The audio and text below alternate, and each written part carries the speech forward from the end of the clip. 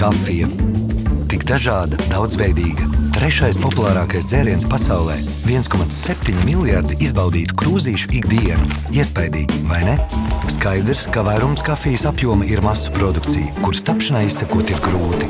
Taču arvien populārāk kļūst arī cita pieeja. Tā ir speciality kafija. Tikai apmēram 15% no pasaulē saražotās.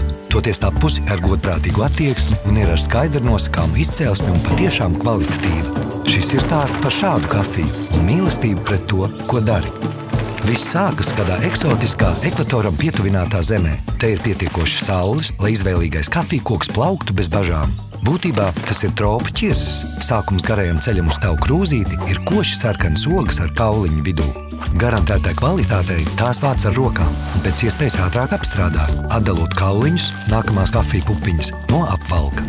Tad tās kaltē, šķiro pēc izmēra, svara un pako sizela vai džutas maisos, gatavos sūtīšanai pāri jūrām un okeāniem uz Grauzdētavu, tepat Rīgas centrā.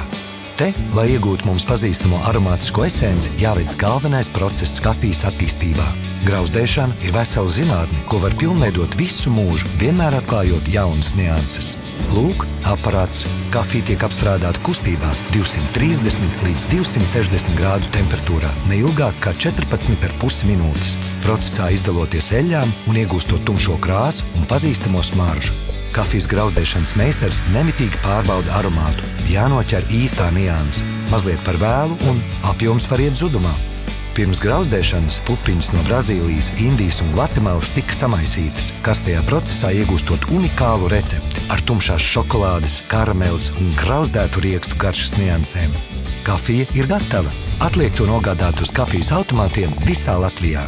Gandarīti varam teikt, ka turpmāk visās degvielas uzpildes stacijās Virši A ieviešam pilnīgi jaunu kafijas standartu. Te varēsi nobaudīt vienu no augstvērtīgākajām, gardākajām kafijām valstī. Tepat Grauzdētu darītu pēc tikai mums gatavotas receptes un pasniegtu no izcila, perfekti nokalibrētas šveiciešu kafijas aparāta. Pārliecinies pats, tiekamies un lai garšo!